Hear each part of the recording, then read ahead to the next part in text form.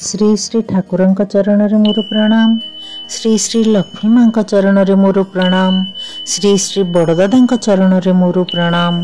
आजिर आचार्य ठाकुर परिवार समस्त चरण रे मोर प्रणाम। मोर यही नारनीति शुणुथिबा समस्त इष्टप्राण गुरु भाई माँ मानकु मोर अंतरर जय गुरु।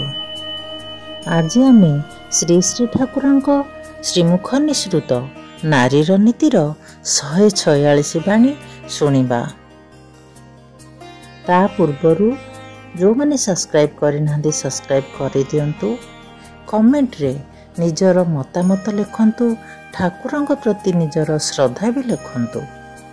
आमे नारीर नीति शुणिबा पूर्वरु मु आपनकु श्री श्री ठाकुरंग विषय रे किछि कथा सुनाइबी।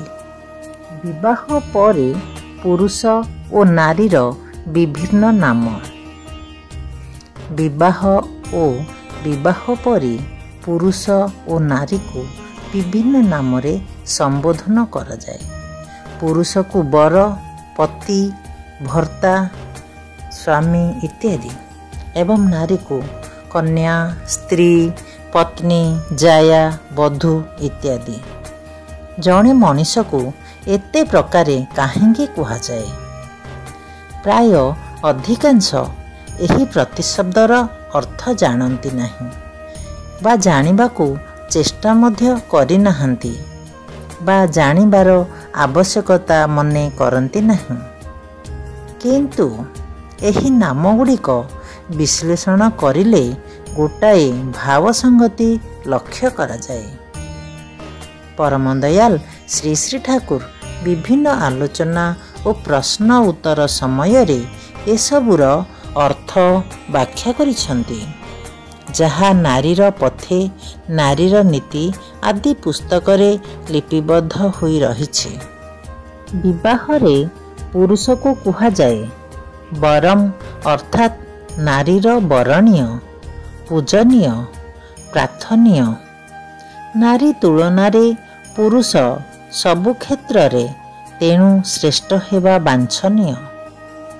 विवाह परे कुहा जाए स्वामी, स्व सेल्फ आत्मा प्लस आमीन अस्तोर्थे। स्त्रीर स्व सेल्फ आत्मा अछि जहाठारे, अर्थात स्त्रीर अस्तित्व जहा उपरे न्यस्त। स्त्री जहाठारे बंची अछि से ताहार स्वामी।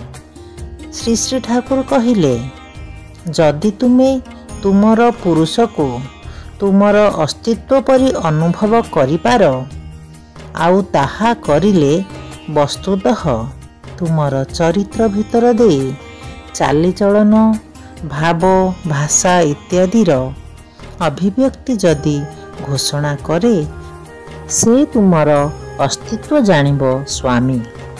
संबोधन सेतेबेले ही तुमर जययुक्त हेबो। नारीनीति बाणी संख्या 174 अच्छी। स्वामी भर्ता माने जिए पालन करे, अर्थात जहा द्वारा पालित हुआ जाए से ही भर्ता। पति जहा को अवलंबन करी बंची रही हुए, जहा को आश्रय कले प्रतिपालित हुई हुए, सर्व विषय पुष्ट हुई हुए से ही पति।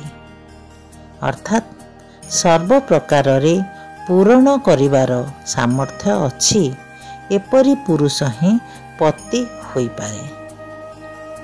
नारी विवाह समय रे नारी बा झियो को कुहा जाए कन्या, अर्थात वर तुलना रे सर्व विषय रे कनिष्ठा। वर्ण, वंश, बयस, विद्या इत्यादि सबु क्षेत्र रे विवाह परे पुरुष परि नारी को मध्य विभिन्न नाम रे संबोधन करा जाए। कुहा जाए स्त्री माने जिए बेष्टन करी दीप्ति पाए से स्त्री। स्त्री स्तयी धातु बेष्टन दीप्ति रु आसीछि। पत्नी पालन और रक्षण धर्मा स्त्री, अर्थात पालन एवं रक्षण ही जहार सार्थकता से पत्नी।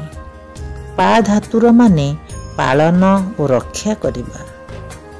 ସ୍ତ୍ରୀକୁ ଜାୟା କୁହାଯାଏ, ଯାହାଦ୍ୱାରା ନିଜକୁ ଜନ୍ମଗ୍ରହଣ କରାଯାଏ, ଅର୍ଥାତ୍ ଯାହାର ଭିତରେ ପ୍ରବିଷ୍ଟ ହୋଇ ବିଭିନ୍ନ ରୂପରେ ଆବିର୍ଭୂତ ହୁଏ ସେ ଜାୟା।